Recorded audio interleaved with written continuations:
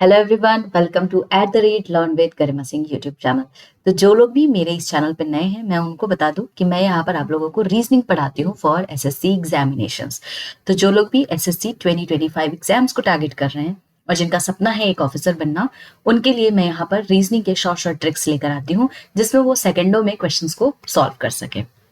तो जो लोग भी नए हैं, जल्दी से जाएं और मेरे इस चैनल को सब्सक्राइब करें और फ्री में यहाँ पर रीजनिंग को सीखें। तो चलिए स्टार्ट करते हैं। तो ये कोडिंग डिकोडिंग का लास्ट पार्ट है। तो मैंने पार्ट 4 में आपसे एक सवाल पूछा था कि डू की वैल्यू आपको प्रोवाइड की हुई थी, डाई की वैल्यू आपको निकालनी थी। तो इसमें कौन सा लॉजिक लगा है ये सबसे पहले हमको देखना था। तो अगर आप डी की वैल्यू देखेंगे तो डी कौन से पोजीशन पे आता है? 4th पोजीशन पे। वो कितने पोजीशन पे आता है? 15th नंबर पोजीशन पे। इन दोनों को मल्टीप्लाई कर दिया तो बन गया आपका 60। तो सेम आपको डाई के साथ भी करना था। डी की पोजीशन 4, आई की पोजीशन 9 एंड ई की पोजीशन 5। अब जब इनको आप मल्टीप्लाई करेंगे तो 180 आता। बड़ा बेसिक सा सवाल मैंने आप लोगों से पूछा था। गाइस आप लोग एक्टिवली पार्टिसिपेट करो।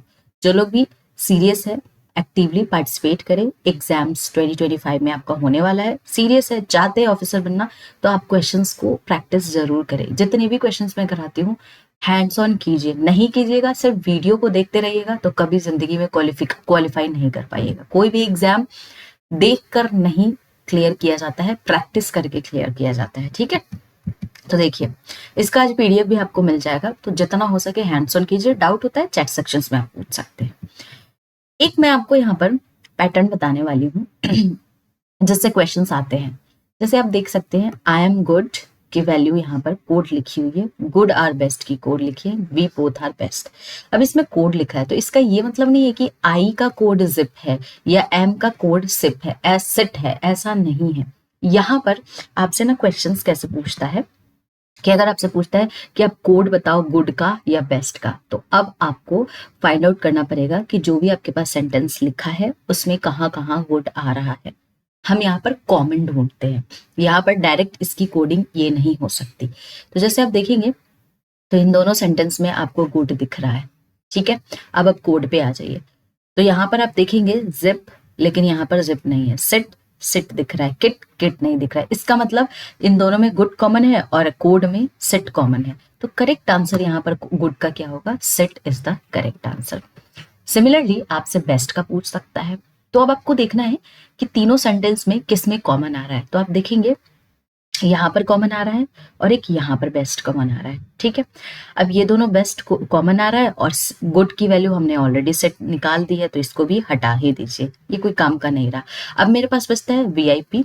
यहाँ पर वीआईपी, रेट, फिट, लिट और कुछ है ही नहीं। तो यहाँ पर आप क्या देख रहे हैं कि कोड में कॉमन क्या दिख रहा है? वीआईपी। तो कॉमन, तो यानी कि करेक्ट आंसर मेरा यहाँ पे क्या हो जाएगा? वीआईपी। ठीक है, तो इस तरीके से आपको क्वेश्चंस को फाइंड आउट करना पड़ता है। क्वेश्चंस के हिसाब से आप इसमें आंसर्स करते हो कॉमन निकाल के। अब जैसे यहाँ पे आर का भी पूछ सकता था, तो देखिए आर का क्या होगा। देखिए कॉमन किस किस में आ रहा है? इस दोनों में आर कॉमन आ रहा है। ठीक है, यहाँ देखिए रिट दे रहा है।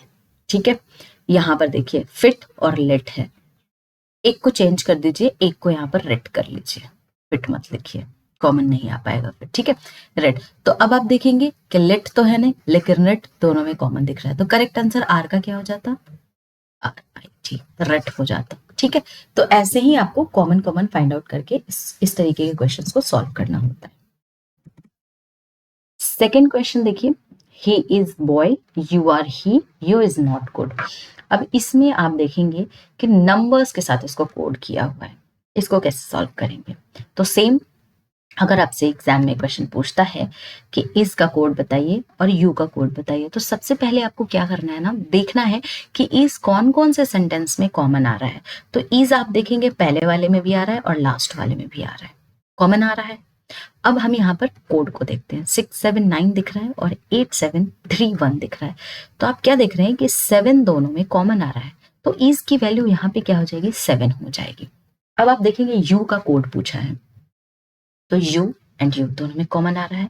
अब इसके कोड देखते हैं, 8268731। 7 तो वैसे भी हट गया। तो आप क्या देख रहे हैं कि 8 दोनों में कॉमन दिख रहा है। तो इसका करेक्ट आंसर क्या हो जाएगा? 8 हो जाएगा। एग्जाम में आपसे पूछ सकता था ही का कोड बताइए, तो आप क्या करते? अब देखिए कौन से सेंटेंस में ही कॉमन दिख रहा है। तो यहाँ दिख रहा है एंड यहाँ दिख रहा है। कोड देखिए 679 और 826, तो आपको क्या दिख रहा है कि 6 दोनों में कॉमन है, तो यहां पर आपका जो करेक्ट आंसर होता 6 होता। ठीक है, अब आते हैं नेक्स्ट तरीके के पैटर्न पे। अब देखिए यहाँ पे love is beautiful, God is, love is God.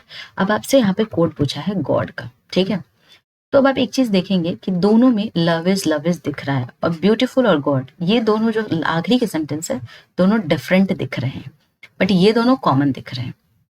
तो यहाँ पर आप देखेंगे दोनों का कोड भी कॉमन दिखेगा। देखिए यहाँ 92, यहाँ भी 92 दिख रहा है। तो यहाँ पे बड़ा सिंपल हो जाता है कोड निकालना। गॉड का कोड 3 एंड ब्यूटीफुल का कोड 7, तो इसका वैल्यू 3 आता है। लेकिन अगर एग्जाम में यहाँ पे लव का कोड पूछ देता या इज का कोड तो थोड़ा डिफिकल्ट हो जाता है। क्यों? क्योंकि यहाँ पर 9 एंड 2 दोनों ही लव का हो सकते थे, इसका 9 और 2 दोनों ही हो सकते हैं। तो अब कौन सा होगा ये तो फाइंड आउट करना बड़ा मुश्किल हो जाएगा। तो या तो ये दोनों ही ऑप्शंस में होंगे तो आप टिक लगाना, अदरवाइज सी एंड डी। ठीक है, तो इस तरीके के भी क्वेश्चन आते हैं। आगे चलते हैं। फोर्थ क्वेश्चन है you are Ram, he is you, you are dangerous. अब ये वैसा क्वेश्चन है जो किसी भी सेंटेंस में आपको कॉमन नहीं दिख रहा है। जैसे डेंजरस का क्वेश्चन, डेंजरस के बारे में पूछ लिया, इसका कोड बताइए, ये किसी भी सेंटेंस में आपके कॉमन नहीं है। लेकिन आपको दो चीजें कॉमन दिख रही होगी कि डेंजरस से पहले जो वर्ड्स लिखे हैं वो कहीं ना कहीं तो दिख रहा है, तो हम इस दोनों का कोड निकाल के एलिमिनेट कर देते हैं। जैसे देखिए यू आर लिखा हुआ है, यहाँ भी आपको यू आर दोनों कॉमन दिख रहे हैं। हम ना नंबर्स कॉमन देखते हैं। अब यहाँ पे 432 दिख रहा है, यहाँ पे 294 दिख रहा है। तो आप देख रहे होंगे कि 4 और 2 दोनों में कॉमन, यानी कि U और R दोनों की मुझे वैल्यू पता चल गई, एक की 4 होगी एक की 2 होगी। ठीक है, तो यहाँ पर डेंजरस की वैल्यू सीधा निकल के आ गई मेरे को 9। तो इस तरीके का भी आसान सा क्वेश्चन पूछा जाता है। अगर इसमें U पूछ लेता, चलो आपको लगता है कि मैम आप U का भी बता दो, अगर बता रही हो तो U का देखिए क्या होता, यहाँ भी U दिख रहा, यहाँ भी U दिख रहा, यहाँ भी U दिख रहा। ठीक है, यहाँ पर देखिए 432, ठीक है, यहाँ पे 294, यहाँ पे मिसप्रिंट हुआ है, यहाँ पे 4 होगा। ठीक है, तो यहाँ पे दिख रहा है 485, कॉमन आपको क्या दिख रहा है 444। तो U की वैल्यू आपकी हो जाती 4, तो R की वैल्यू ऑटोमेटिकली आपकी क्या हो जाती 2 हो जाती। खत्म। कितना आसान क्वेश्चन पूछा था। तो इस तरीके के क्वेश्चन आते हैं। अब एक लेटेस्ट पैटर्न को हम देखेंगे। जैसे आप यहाँ पे देख रहे होंगे बड़ा लंबा सा सेंटेंस लिखा है ना, और इसका यहाँ पे कोड लिखा है। इस तरीके के क्वेश्चंस आते हैं। तो इस तरीके के क्वेश्चंस में 2 से 3 मिनट तो इसकी एनालिसिस में लग जाता है। लेकिन इस 2 से 3 मिनट में ऐसा नहीं है कि आपसे इससे रिलेटेड एक ही क्वेश्चन, 5-6 क्वेश्चन इस पे आते हैं। अगर 2 से 3 मिनट इस पे आप इन्वेस्ट करते हो और 6 क्वेश्चन आपका सॉल्व हो जाता है तो कर सकते हैं ना इसमें। तो इस तरीके के क्वेश्चंस को आपको सॉल्व करना ही करना है। इजी होता है, बहुत टफ नहीं होता है। देखिए अगर इस तरीके का कोड वोड लिख के आए ना, इस तरीके का सेंटेंस है ना, तो सबसे पहले आप लेटर को डिकोड कीजिए। तो यहाँ पे आपको लेटर दिख रहा होगा हर सेंटेंस, हर आपको कोड में ENNE लेटर दिख रहा है ना आपको। तो सबसे पहले लेटर को हम डिकोड करेंगे। तो अब आप देखिए ये जो आपका लेटर लिखा हुआ है, आपका जो ये सेंटेंस है उसमें कहीं दिख रहा है क्या? तो जैसे यहाँ पे जी दिख रहा है, जी यहाँ नहीं दिख रहा है, लेकिन ई दिख रहा है। तो अब देखिए यहाँ पे ई कहाँ दिख रहा है? ई आपको यहाँ दिख रहा है, ई आपको यहाँ, ई आपको यहाँ, ई आपको यहाँ दिख रहा है। ई इसमें नहीं दिख रहा, सॉरी, 3 में ई दिख रहा है। अब देखिए एन, तो एन आपको यहाँ दिख रहा है, एन आपको यहाँ दिख रहा है। अगेन आप देखिए ई आपको यहाँ दिख रहा है, यहाँ। इसका क्या मतलब है? इसमें आप कॉमन क्या देख रहे होंगे कि सबके आखिरी में NEEN लिखा हुआ है, यानी कि ये तो तय है कि इसी सेंटेंस का ये कोड है, किसी दूसरे का कोड नहीं है। और मैं बता दूं अगर एक सॉल्व हो गया तो सारा ही इसी पैटर्न पे, ऐसा नहीं है कि इसमें कुछ डिफरेंट बोल दिया हो, इसमें कुछ डिफरेंट। हाँ, जो ये ऊपर वाले का पैटर्न है सेम नीचे वाले का होता है। तो यहाँ पर हमको ई तो डिकोड कर लिया कि अच्छा इस लेटर का आखिरी वर्ड है सारा का सारा। ठीक है, ये आपको सेकंड लेटर दिख रहा होगा, लेकिन यहाँ पर एन भी तो दिख रहा है, तो हमको एन ही तो ढूंढना है। 2 एन चाहिए और 2 ई चाहिए, तो 2 एन मेरे को दिख रहे हैं लास्ट में और 2 ई मेरे को लास्ट में दिख रहा है। इसकी तो चर्चा ही नहीं की गई है, तो इसका तो कोई मतलब ही नहीं है। अब जब मेरा लेटर डिकोड हो गया तो अब हम नंबर को डिकोड करेंगे। नंबर दिख रहा है 4, ई के साथ 4 दिख रहा है। इसका क्या मतलब है? कि यहाँ पर जो हमारा लेटर है जिसका एंड हो रहा है ई से, उसका काउंट 4 है। देखिए गिन के देखिए, लेटर जो एंड हो रहा है ए से 1 2 3 4, इसका मतलब है ये काउंट लिखा हुआ है 4। तो अगर ऐसा है तो सिंपल में भी लास्ट में मेरे को ई दिख रहा है, इसको काउंट करते हैं 1 2 3 4 5 6, तो ई के साथ मेरा जरूर 6 होना चाहिए है। इसका क्या मतलब है, जितने भी मेरे यहाँ पे पैटर्न लिखे हुए हैं सब में ये जो 2 नंबर्स हैं, एक तो हमारा हर लेटर का आखिरी है और लास्ट वाला जो नंबर है मेरा वो काउंट है उस पर्टिकुलर सेंटेंस, उस पर्टिकुलर लेटर का। ठीक है, ये तो हमारा डिकोड हो गया। अब बात आती है ये जो पहला वाला है, यानी कि @ एंड परसेंट हैश, इसको कैसे डिकोड करना है। तो देखिए हम सबसे पहले क्या करेंगे, कॉमन वाला उठाएंगे सारे में, उठा लो। @E4 5 है, @D5, @N4 एंड @M4। ठीक है, अब देखिए ई और जिसका काउंट 4, तो टाइम है, इसका काउंट 4 है, लिखिए यहाँ पे टाइम लिखिए TIME। ठीक है, अब यहाँ आइए @D5, तो डी होना चाहिए लास्ट में और 5 डिजिट का है, तो लास्ट में डी और 5 डिजिट, यानी कि टायर्ड, तो TIRED लिख लिया। अब यहाँ आइए N4, लास्ट में N और 4 डिजिट का होना चाहिए, तो टर्न लिखिए यहाँ पे TURN। अगेन आइए एंड नहीं सॉरी @M4, लास्ट में M और 4 डिजिट का, तो यहाँ पे क्या हो गया TEAM, टीम। ठीक है, अब आप क्या देख रहे होंगे, मैंने यहाँ पे टाइम लिखा, टायर्ड, टर्न एंड टीम, सब में एक लेटर जरूर कॉमन दिख रहा है। वो क्या दिख रहा है आपको, पहला वाला टी दिख रहा है सब में, तो @ की यहाँ पे वैल्यू क्या हो जाएगी, टी हो जाएगी। अब हर किसी में मैं इसी तरीके से फाइंड आउट करूँ तो टाइम बहुत जाएगा, वैसा नहीं करना है। हमको ये पता चल गया है कि सब में सेम पैटर्न अप्लाई हो रहा है, तो अब मुझे कुछ नहीं करना है, बस अगर मैं जैसे कि आपने @ देखा तो पहला वाला लेटर था टाइम का, तो सिमिलरली एंड N4 है, तो ढूंढिए N और 4 डिजिट वाला, तो इसका जो एंड की वैल्यू होगी वो डायरेक्ट यहाँ पर क्या हो जाएगी, P हो जाएगी। हमको पूरे को काउंट नहीं करना है, अगर आप क्रॉस वेरीफाई करना चाहते हैं तो यहाँ से कर भी सकते हैं। जैसे एंड N4 है तो आपको यहाँ पर क्या दिख रहा है, प्लान दिख रहा है, यहाँ पर एंड T5 है तो आपको यहाँ पे प्लांट दिख रहा है। ठीक है, तो वो सेम ही है। फिर हम परसेंट का निकालेंगे, तो परसेंट और N5 है तो N लास्ट में और 5 तो G है, तो परसेंट की वैल्यू मेरी G निकल के आ गई। सिमिलरली #E6 है तो S हो जाएगा, तो हैश की वैल्यू यहाँ पे क्या हो गई, S हो गई। तो ये आपने फाइंड आउट कर लिया, फिगर आउट कर लिया। अब इससे रिलेटेड आपको एग्जाम में तब क्वेश्चन पूछता है, तो 2 क्वेश्चन यहाँ पे करा देती हूँ आप लोगों के लिए। देखिए यहाँ पर क्वेश्चन पूछा है कि आप टाइम का कोड बताओ। अब आप देखिए एक चीज, हमने अभी डिकोड किया था जिसमें लास्ट डिजिट्स को लिखा गया था, फिर इनका काउंट लिखा गया था 4, और टी की वैल्यू हमने देखी थी कि @ है। तो हमारा करेक्ट आंसर क्या होता, ऑप्शन नंबर ए, सीधा सिंपल सा सवाल था। सेम दूसरे क्वेश्चन पे आइए, प्लान की वैल्यू पूछ रहा है, तो अब इसका लास्ट डिजिट क्या है N, टोटल काउंट किसका है, इसका 4 है। अब P की वैल्यू क्या है, अगर नहीं याद है तो पीछे चलिए, पीछे देखिए P की वैल्यू क्या है, एंड है, तो यहाँ पर क्या हो जाएगा, एंड हो जाएगा, तो and N4 is the correct answer, तो B is the correct answer. ठीक है, तो इस तरीके से आपको क्वेश्चन को सॉल्व करना था। जरूरी नहीं है कि जो इसमें लिखा है उसी का वैल्यू पूछे, आपसे यहाँ पे कुछ भी पूछ सकता था। जैसे यहाँ पर आपसे पूछ ले ग्लास की वैल्यू बताओ, कोड करके बताओ, तो मैंने आपको बताया S आखिरी वाला लेते, फिर काउंट 1 2 3 4 5, तो यहाँ पे 5 हो जाता। अब G की वैल्यू क्या है, परसेंट, तो परसेंट हो जाता। कितना सिंपल सा सवाल है। इस तरीके का ये क्वेश्चन है और इसी तरीके से एग्जाम में पूछता है। आगे चलते हैं, अब हम देखेंगे, देखिए जैसे यहाँ पे टैंकर नोट रियल बैंक, इसकी वैल्यू आपको प्रोवाइड की हुई है। ठीक है, अब आपसे एग्जाम में पूछता है TANKER, वैल्यू निकाल के बताओ टैंकर की क्या होगी, ऐसे करके। तो ये जो वैल्यू है जरूर, ये जो टैंकर के बगल में कोड लिखा है, इसका ये मतलब नहीं है कि टी की वैल्यू यहाँ पे M है। अब आपको कॉमन सारे में ढूंढ के फिर फाइंड आउट करना है। तो जैसे आप देखिए यहाँ पे टी लिखा हुआ है, ठीक है, तो अब देखिए टी कौन से लेटर में आपको दिख रहा है, तो इसमें भी दिख रहा है टी, दोनों मैच खा रहे हैं। ठीक है, अब यहाँ पर देखिए MH और A 3 वर्ड दिख रहे हैं, और यहाँ भी AM एच, तीनों वर्ड सेम दिख रहे हैं। लेकिन इस तरीके के क्वेश्चन में क्या होता है, अगर तीनों में सेम दिख रहे हैं तो हम नेक्स्ट वाला देखेंगे, यानी कि ए को आप देखिए कॉमन कहाँ कहाँ है, और अगर इस तीनों में से कोई भी वैल्यू वहां पे दिख रही है ए वाले में कॉमन, तो वो तो टी का आंसर नहीं होने वाला है। तो जैसे देखिए ए ए ए, अब कॉमन ढूंढिए, तो यहाँ पे भी ए दिख रहा है,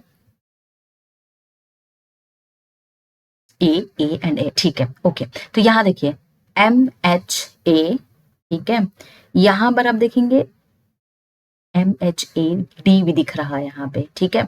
तो चलिए डी ले लीजिए, ए वाले को फाइंड आउट कर रहे हैं। देखिए यहाँ पे डी है और यहाँ पे ए है, ये डी और ए, यहाँ भी आप देखेंगे डी और ए दिख रहा है, यहाँ पे आपको डी दिख रहा है, इसका मतलब ए की वैल्यू तो डी है भैया, ए की वैल्यू तो मेरे को फाइंड आउट हो गई, डी है।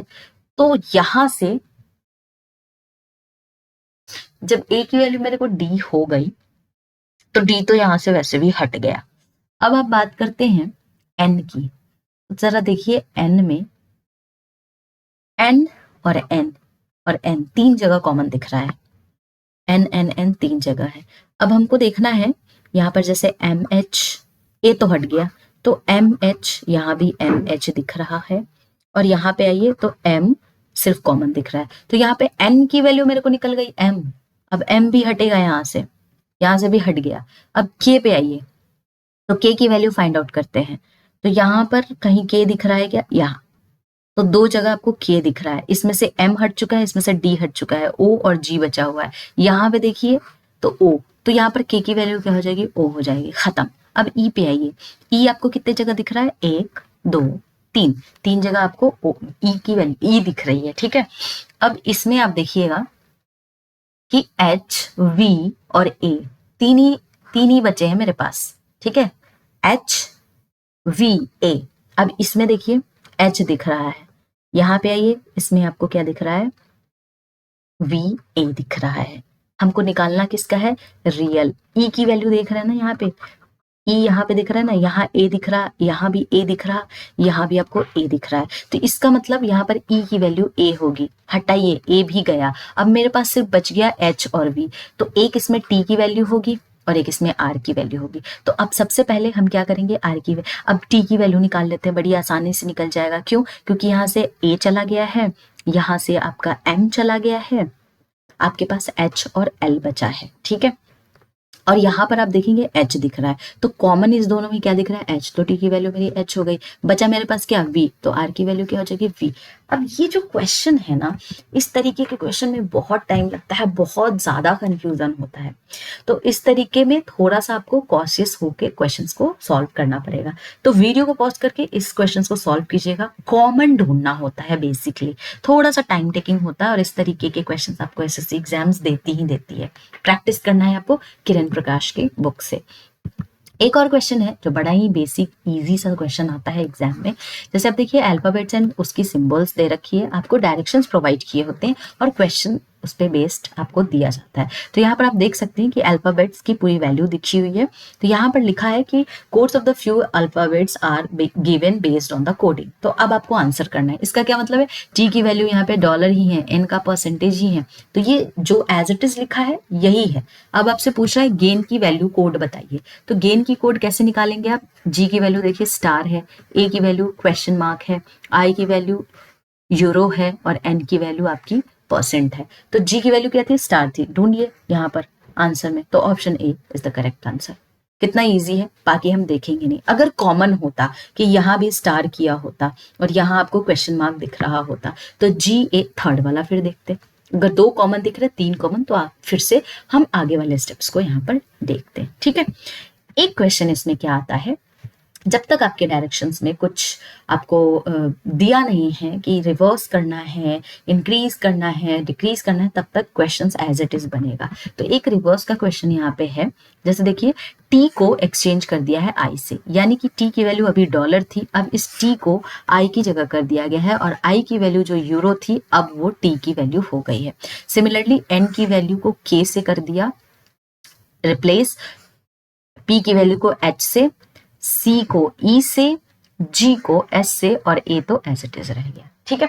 अब आप इससे पूछ रहा है कि पेन की वैल्यू बताइए, तो हमको डायरेक्ट पेन का ये पी ई और एन देख के नहीं लिखना है, अब हमको इसका एक्सचेंज वर्जन देखना है। तो पी का एक्सचेंज कौन सा है, तो पी का एक्सचेंज आपका एच है, और एच पे आपको हैश दिख रहा है। ऑप्शंस में देखिए तो हैश आपको लास्ट वाले में दिख रहा है, बट हम इसको पूरा सॉल्व करेंगे क्योंकि एग्जाम में हो सकता है दो जगह सेम आपको ऑप्शंस दे सकता है। तो ई को देखिए, तो ई का हमने क्या बोला, ई का अपोजिट कौन सा है, तो ई का एक्सचेंज सी है और सी की जगह पे एंड है, तो बस एंड हो गया। और एन को देखिए, तो एन को हमने किससे एक्सचेंज किया है, के से किया है, तो के पे रुपी है, तो यहां पर क्या आना चाहिए, रुपी आना चाहिए। तो करेक्ट आंसर क्या होगा, option number 4 is the correct answer. तो इस तरीके के भी क्वेश्चंस आते हैं। सारे के सारे क्वेश्चंस को पॉज कीजिए, खुद से सॉल्व कीजिए, नहीं समझ में आता है मुझसे चैट सेक्शंस में पूछिए। किरण प्रकाश की बुक से सबको सॉल्व कीजिए बढ़िया तरीके से। कोई डाउट आता है, कोई भी दिक्कत आ रही है, guys please let me know in the chat sections. अगर कोई भी प्रॉब्लम आ रही है, वीडियो पसंद आ रहा है तो ज्यादा से ज्यादा लोग इसको सब्सक्राइब कीजिए, लाइक कीजिए, शेयर कीजिए, और यहाँ पर बढ़िया तरीके से एसएससी एग्जाम्स की प्रिपरेशन कीजिए। मिलेंगे हम लोग नेक्स्ट टॉपिक, नेक्स्ट कॉन्सेप्ट के साथ अगले दिन।